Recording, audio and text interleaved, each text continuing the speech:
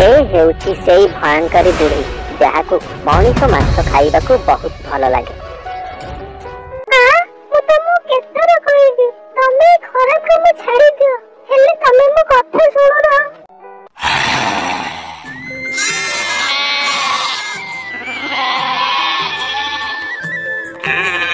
कुसुमपुर गाँव रे गोटे छेलियाल पिला रहुथिला। तार ना कालिया थिला। कालू बहुत जिद्दी स्वभावर थिला। से प्रतिदिन जंगल को छेली चरेबा लगी जाउथिला।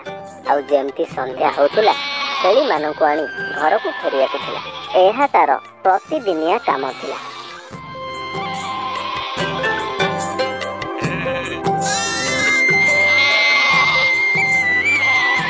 परदिन कालू जंगल रे छेली मानकु चरिबा लगी छाड़ी देई पानी पीबा लगी पाख जंगल रो नदी पाखकु आसीथिला। से देखे तो नदीर जल रे गोटे आंबटी भासी भासी आसुची। से आंबटी को देखी आनिबा लगी गला। कालू से आंबटी को आनी खाइबाकू लागिला। आले बा एते सुंदर मीठा आंब आगेले चेन्नी भी तो फेल माली जीवो। मते जदि सबु बेले एंते मीठा आंब खाइबाकू मिलंता ताले केंती हुअंता। कालूर मुंड को गोटे बुद्धिटे जुटिला। आले हाँ मु जाउती ए आंब ताकू खाई आ मंदी ताकू एइथाले पोती देबी। ता पले एथिले गोटे गथ हबो। ता पले तो मते मीठा आंब सबु बेले खाइबाकू मिलिबो आउ। एमिति कही कालू से आंबटी को खाई सारी मंजीटी को सेइठारे पोती दे। देख मंदी मु आदि थलु तते गोटे नुआ जीवन दान देली। मु एली तो मालिक। मु जहा कहबी तते थेया कलिबाकू हबो। सुन मु काली थकालु एठिक आथिला बेलकू जेंति देखिबी गोटे गछटे हेइथिबो। नहले मु तते ओपादी पुणी नदीले बसई देबी दे। आ परे से छेड़ी मानकू आनी घर को फेरी आसिला।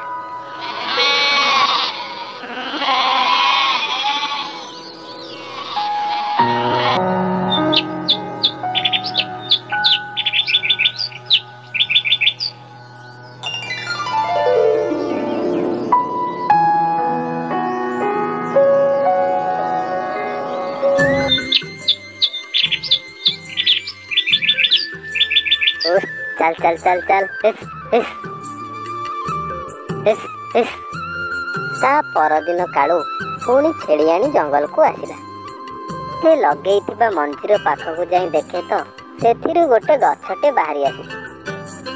हाँ लागुती ए मंदी बोधे मो कथा को मानिला।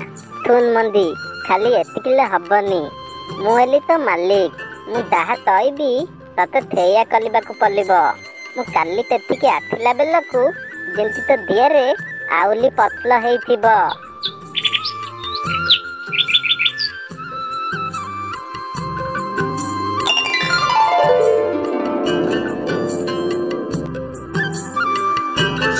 पुणी सकाळ हेबा मात्रे कालू से जेगा को पुणी थरे आसिला। कालू से गछ पाखकु जाई देखे तो से गछरे बहुत गुडे पत्र होइची। कालू सेतिकिरे कोउ जे खुशी थाए से गछ को पुणी थरे कहे टून गछ काली एतिकिले अबनी। मु काली आतिला बेलकू जेंति देखिबी तू आउली बल हो जाइथिबू। नहले तू तो दानी तू मु लागिले टन चली पाले।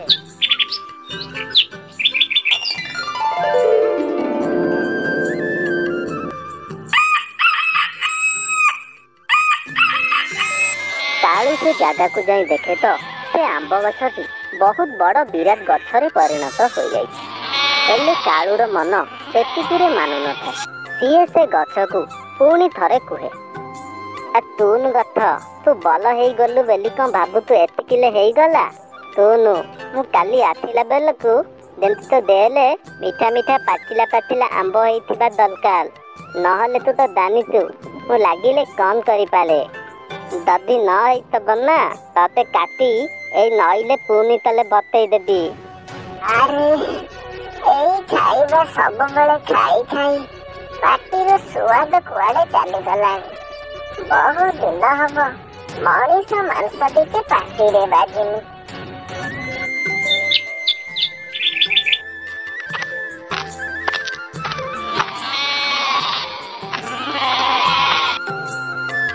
ପରଦିନ କାଳୁ ସେ ଆମ୍ବ ଗଛ ମୂଳକୁ ଯାଇ ଦେଖେ ତ ଗଛଟି ପୁରା ପାଚିଲା ଆମ୍ବରେ ଭରି ହୋଇଯାଇଛି। ଏ ସବୁ ଦେଖି କାଳୁ ତୁରନ୍ତ ସେ ଆମ୍ବ ଗଛ ଉପରକୁ ଚଢ଼ିଯାଏ। ସେ ଆମ୍ବ ଗୁଡ଼ିକୁ ମନ ଖୁସିରେ ଖାଏ। ଗଛଟି ପୁରା ପାଚିଲା ଆମ୍ବରେ ଭରି ହୋଇଯାଇଛି। ଏ ସବୁ ଦେଖି କାଳୁ ତୁରନ୍ତ ସେ ଆମ୍ବ ଗଛ ଉପରକୁ ଚଢ଼ିଯାଏ। ସେ ଆମ୍ବ ଗୁଡ଼ିକୁ ମନ ଖୁସିରେ ଖାଇବାକୁ ଲାଗେ। ଆଃ ବାବା କି ମିଠା, ବହୁତ ମିଠା। ମୁଁ ଦେଖେ କୋଉଠି ଟିକେ ମଣିଷ ମାଂସର ଯୋଗାଡ଼ ହେଇଗଲେ ଭଲ ହୁଅନ୍ତା। ଏମିତି କହି ସେ ବୁଢ଼ୀ ଅସୁରୁଣୀ ସେଠାରୁ ଚାଲିଯାଏ। ଚାଲି ଚାଲି ଯାଉଥିବା ବାଟରେ ତାର ନଜର ଗଛରେ ବସିଥିବା କାଳୁ ଉପରେ ପଡ଼ିଲା। କାଳୁକୁ ଦେଖି ସେ ବୁଢ଼ୀ ଅସୁରୁଣୀର ପାଟିରୁ ଲାଳ ବୋହିଲା। ଆରେ ବା, ଏଠି ତ ଆଖପାଖରେ କିଏ ବି କେଉଁଠି ଦେଖା ଯାଉନାହାନ୍ତି। ଏଇଟା ଉଚିତ ସମୟ। ମୁଁ ଯାଉଛି ଏ ଟୋକାକୁ ମୋ ଜାଲରେ ଫସେଇବି। ପ୍ରଥମେ ମତେ ଏ ଟୋକା ସହିତ କଥା ହେବାକୁ ପଡ଼ିବ। ପରେ ଗୋପାଳପୁର ଯିବାକୁ ବାଟ ମତେ ଜଣା ନାହିଁ। ମତେ ଟିକେ ବାଟ କହିଦବୁ? ମାଉତି, ଏଇ ତିଦା ବାଟ ଦବା ଗୋପାଳପୁର ଦାଇତି। ଏଇ ତିଦା ବାଟେ ବାଟେ ଦାଅ।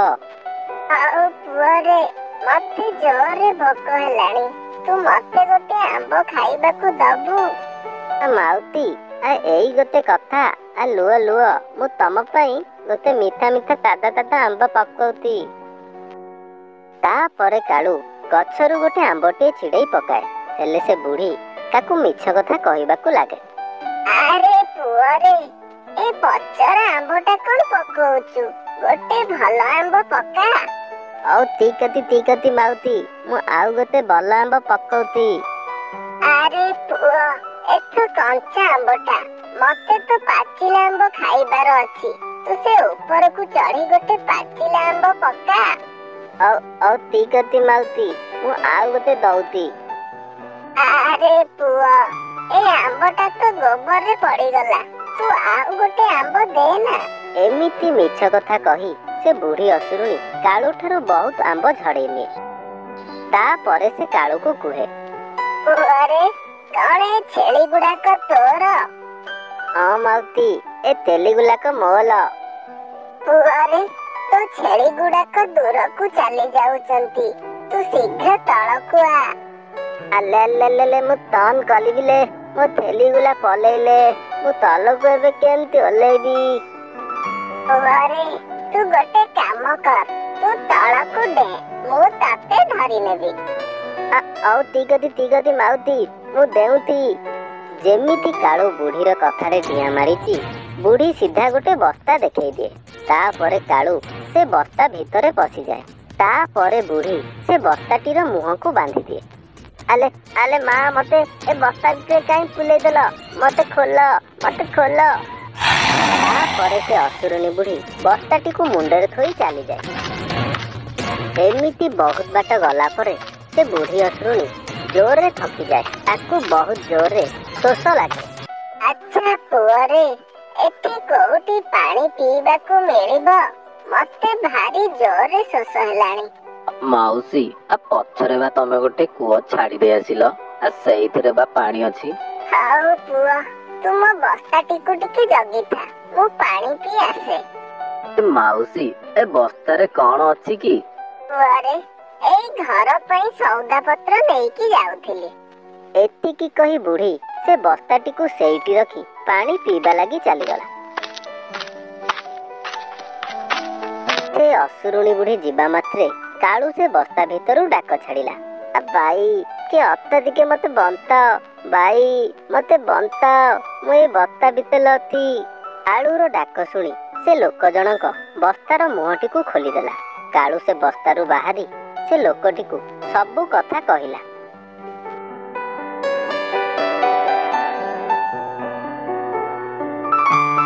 ସେ ବୁଢ଼ୀକୁ ପାନେ ଦେବା ପାଇଁ ସେ ଦୁଇ ଜଣ ସେ ବସ୍ତା ଭିତରେ କିଛି ମାଟି ଆଉ ଗୋଟେ ମହୁମାଛିର ବସା ପୂରେଇ ଦିଅନ୍ତି।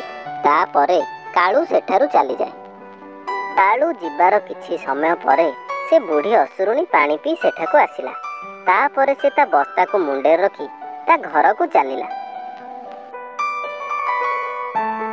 ଯେମିତି ସେ ବୁଢ଼ୀ ସେ ବସ୍ତାଟିକୁ ଘରକୁ ଆଣି ତା ମୁହଁଟିକୁ ଖୋଲିଦିଏ। ତାପରେ ତ ମହୁମାଛି ମାନେ ତାଙ୍କର କମାଲ ଦେଖେଇ ଦିଅନ୍ତି। କାଳୁ ଯେମିତି ଆଗରୁ ଛେଳି ନେଇଯାଏ ସେମିତି ଜଙ୍ଗଲକୁ ସେ ଛେଳି ନେଇ ଯାଉଥିଲା। ଆଉ ସେ ଆମ୍ବ ଗଛରେ ଚଢି ଆମ୍ବ ତକ ଖାଉଥିଲା। ହେଲେ ଏପଟରେ ସେ ଅସୁରୁଣୀ କି ବିନ୍ଧାଲୋ ମା, ସେ ମହୁମାଛି ମାନଙ୍କର କାମୁଡା। ଓହୋ, ପର୍ଯ୍ୟନ୍ତ ମୋ ଦେହରୁ ବିନ୍ଧା କମିନି।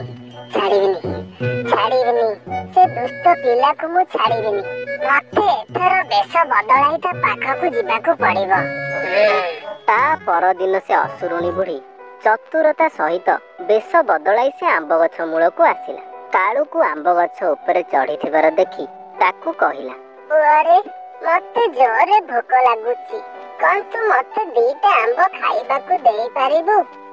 ମାଉତି, କଣ ମତେ ବୋକା ଥା କଲ? ସେଦିନ ବା ମତେ ବସ୍ତାଲେ ଫୁଲେଇ ନେଇ ଦଉଥିଲ। ଆଜି ପୁଣିଆତି ତ? ପୁଅରେ, ତୁ ମତେ ଭୁଲ ବୁଝୁଛୁ। ମୁଁ ସିଏ ନୁହଁ, ସିଏ ମୋର ଜାଆଁଳା ଭଉଣୀ। ସେ ମୋ ପରି ଦେଖାଯାଏ। ସେ ବହୁତ ଖରାପ ଆଉ ବାଜେ ପ୍ରକୃତିର ଲୋକ। ତୋର କଣ ମୋ ଉପରେ ବିଶ୍ୱାସ ହଉନି? ହଉ ଠିକ ଅଛି, ମୁଁ ଏଠାରୁ ଚାଲି ଯାଉଛି। ଆଉ ଲୁହ ମା, ଦାଉନି ମୁଁ 2ଟା ଆମ୍ବ ଦଉତି, କାଇକି ଯାଅ। ତାପରେ କାଳୁ ବୁଢୀ ପାଇଁ ଗଛରୁ ଗୋଟେ ଆମ୍ବ ଛିଡାଇ ତଳକୁ ପକାଏ। ହେଲେ ବୁଢୀ ପୁଣି ଥରେ କୁହେ, ବୁଝିଲୁ ପୁଅ, ଏଇଟା ବା ପୋକରା ଆମ୍ବଟା। ତୋ ହାତ ଆଗକୁ ଯୋଉ ବଡ ଆମ୍ବଟା ହେଇନି, ମତେ ସେଇ ଆମ୍ବଟା ଦେ। ହଉ ଠିକ ଅଛି ମାଉତି, ଦଉତି। କାଳୁ ଯେମିତି ସେ ଆମ୍ବଟିକୁ ତୋଳିବା ପାଇଁ ଯାଇଛି, ଡାଳଟି ବହୁତ ସରୁଆ ହୋଇଥିବାରୁ ଡାଳଟି ସେଇଠି ମଡକିଣି ଭାଙ୍ଗିଯାଏ। ବୁଢୀ ଅସୁରୁଣୀ ଏପରି ମଉକା ଦେଖି ବସ୍ତାଟା ଦେଖେଇ ଦିଏ। ତାପରେ କାଳୁ ସିଧା ଆସି ସେ ବସ୍ତାରେ ପଡେ। ଥାଲ ମତେ, ପୁଣି କଣ ମତେ ବସ୍ତାଲେ ପୁଲଉଛ? ଚାଲ। ଏଥର ଯିବୁ କୁଆଡେ? ସେଦିନ ସିନା ଚତୁରାମି କରି ଖସି ଯାଇଥିଲୁ, ଏଥର କେମିତି ଖସିବୁ ଦେଖିବା। ଏତେ ଆଜି ନେଇ ବେସର ଦେଇ ଗୋଟା ତରକାରୀ କରିବି। ପରେ ବୁଢୀ ତାକୁ ନେଇ ଯାଇ ଘରେ ପହଞ୍ଚେ। ଇଏ ଏଇଠି ଥାଉ, ମୁଁ ଟିକେ ବଜାରରୁ ମସଲା ଆଣି ଆସେ। ତାପରେ ଆସିଲାକୁ ଏମିତି କହିସାରିବା ପରେ ସେ ଅସୁରୁଣୀ ବୁଢୀ ମସଲା ଆଣିବା ଲାଗି ବଜାରକୁ ଚାଲିଗଲା। ଏପଟ ଘରେ ଚୁଲି ଜଳୁଥିବାର ଦେଖି ସେ ବୁଢୀ ଅସୁରୁଣୀ ଝିଅ ସେ ଘରକୁ ଆସିଲା। ଆରେ, ମା ଅବେଳାରେ ଚୁଲି ଲଗେଇ ଏତେ ବଡ କଡେଇ କଣ ପାଇଁ ବସେଇଛି? ଆଜି ଆଉ କାହାକୁ ଆଣିକି ଆସିଲି ତ? ତାପରେ କାଳୁ ସେହି ସମୟରେ ବସ୍ତା ଭିତରୁ ଡାକ ଛାଡେ, କିଏ ଅଛ? ମତେ ବଞ୍ଚାଅ। କାଳୁର ଡାକ ଶୁଣି ବୁଢୀର ଝିଅ ସେ ବସ୍ତାଟିକୁ ଖୋଲିଦିଏ। ତା ଭିତରୁ କାଳୁ ବାହାରି ଆସେ। ଆରେ, ତମେ ଏ ବସ୍ତା ଭିତରକୁ କେମିତି ଆସିଲ? ତାପରେ କାଳୁ ସେ ବୁଢୀର ଝିଅକୁ ସବୁ ସତ କଥା କହିଲା। ବୁଢୀର ଝିଅ କାଳୁର ମୁହଁରୁ ସବୁ ସତ କଥା ଶୁଣି ସାରିବା ପରେ କାଳୁକୁ ସେଠାରୁ ଚାଲିଯିବା ପାଇଁ କହିଲା। ତାପରେ କାଳୁ ସେଠାରୁ ଚାଲିଗଲା। ତା ମା ଆସିବା ପୂର୍ବରୁ ସେ ବସ୍ତାରେ କିଛି ପୁରୁଣା ପୋଷାକ ସହିତ ନିଜର କିଛି କେଶ ରଖିଦେଲା। ତାପରେ ସିଏ ସେ ବସ୍ତାଟି ଯେମିତି ଥିଲା ସେମିତି ରଖି ସେଠାରୁ ଚାଲିଗଲା। କିଛି ସମୟ ପରେ ସେ ବୁଢୀ ଅସୁରୁଣୀ ବଜାରରୁ ମସଲା ଆଣି ଫେରିଲା। ତାପରେ ସେ ଗରମ କରିଥିବା ପାଣି କଡ଼ାରେ ସେ ବସ୍ତାଟିକୁ ନେଇ ରଖିଦିଏ। କିଛି ସମୟ ଗଲା ପରେ ସେ ପାଣି କଡ଼ାରୁ ତା ଝିଅର ପୋଷାକ ସହିତ ଲମ୍ବା ଲମ୍ବା କେଶ ବାହାରିଲା। ସେ ଏସବୁ ଦେଖି ଜୋରରେ କାନ୍ଦିବାକୁ ଲାଗେ। ହେ ଭଗବାନ, ଇଏ କଣ ହେଇଗଲା? ମୋ ଝିଅକୁ ସେ ଦୁଷ୍ଟ ସେ ବସ୍ତା ଭିତରେ ପୁରେଇ ଦେଇ ଗଲା। ହେଲେ ମୁଁ ଟିକେ ବୋଲି ଜାଣିପାରିଲିନି। ମୋ ଝୁଅକୁ ମୁଁ ନିଜେ ମାରିଦେଲି। ମୁଁ ଏବେ କଣ କରିବି? ମୋ ଝୁଅ ବିନା ମୁଁ କେମିତି ବଞ୍ଚିବି? ଏମିତି କହି ବୁଢୀ ଅସୁରୁଣୀ ଜୋରରେ କାନ୍ଦୁଥାଏ। ତାପରେ ତା ଝିଅ ପଛରୁ ଆସି ଡାକି କହିଲା, ମା, ତମେ ଏଥର ବୁଝିଲ ତ? ନିଜ ସନ୍ତାନକୁ ହରେଇଲେ କେତେ ଯେ ଦୁଃଖ ହୁଏ। ଯେତେବେଳେ ତମେ ଅନ୍ୟ ପିଲାମାନଙ୍କୁ ମାରି ଖାଇଦଉଛ, ତାଙ୍କ ମା ବାପାଙ୍କ ଉପରେ କଣ ନ ବିତୁଥିବ? ଥରେ ଭାବ, ସେମାନେ କେତେ ଦୁଃଖରେ ଥିବେ। ଆରେ ମା, ମୁଁ ମୋ ଭୁଲ ବୁଝିପାରିଛି। ତୁ ମତେ କ୍ଷମା କରିଦେ। ମୁଁ ଆଜିଠାରୁ ଏମିତିକା କାମ ଆଉ କେବେ ବି କରିବିନି। ସେଇ ଦିନ ପରଠାରୁ ବୁଢୀ ଅସୁରୁଣୀ ତାର ଭୁଲ ବୁଝିପାରିଲା। ସେ ସେଇ ଦିନଠାରୁ ମଣିଷ ମାଂସ ଖାଇଲା ନାହିଁ।